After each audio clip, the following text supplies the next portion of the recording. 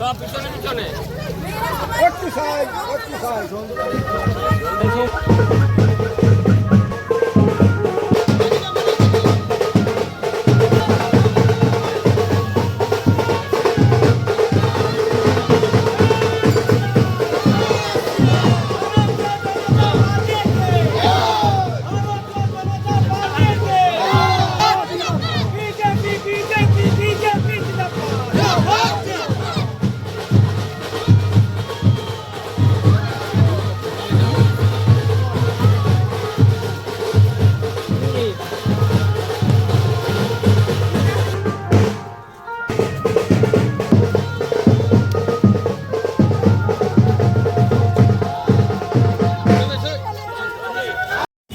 প্রত্যেক বছর Bengal business summit বলে, গ্লোবাল বিজনেস সামিট বলে একটা শিল্পপতিদের নিয়ে পিকনিক করেন মমতা বন্দ্যোপাধ্যায়।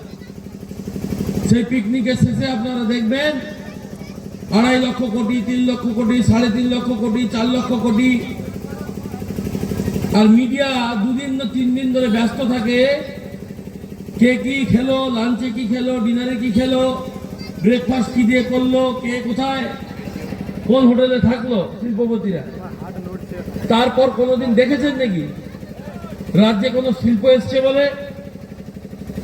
সেপ্টেম্বর মাসে পিসিমণি বেড়াতে গেছিলেন বিদেশে, ইউরোপ। তাকে আমরা ছোট করছি না, কিন্তু তিনি সৌরভ গঙ্গোপাধ্যায় ওখানে দাঁড়িয়ে স্পেনে বললেন, আমি শালবনীতে ইস্পাত কারখানার জন্য চুক্তি করে গেলাম, সে কারখানার একটা ইটাও গাঁথা হয়নি, আজকে 8-9 মাস হয়ে গেল।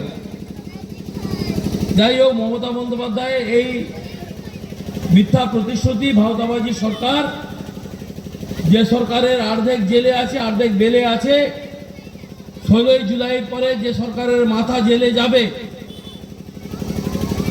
তাদেরকে আপনারা এই নির্বাচনেও পরাস্ত করবেন, আগামী দিনে তো হারাবেন অবশ্যই। কিন্তু একে না হারিয়ে আমাদের উপায় নেই। কেন্দ্রে মোদীজির হাত শক্তিশালী করার জন্য 25শে মে সকাল 7টা থেকে সন্ধ্যা 6টা অবধি নির্বাচন।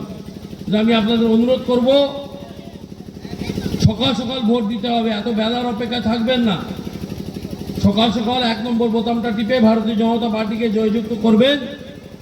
আপনার এখানকার একটি ভোট আমাদেরকে কেন্দ্রের সরকার, মোদীজির সরকার স্থাপন করতে, মোদীজিকে শক্তিশালী করতে সাহায্য করবে। এটুকু কথা বলে সকলকে, আপনার সকলের কাছ থেকে আমি আশীর্বাদ প্রার্থনা করে আগামী দিনে আপনাদের আশীর্বাদ নিয়ে আপনাদের সেবা করার প্রতিশ্রুতি দিয়ে, পাশে থাকার প্রতিশ্রুতি দিয়ে আমার বক্তব্য শেষ করছি। ভারত মাতা কি জয়।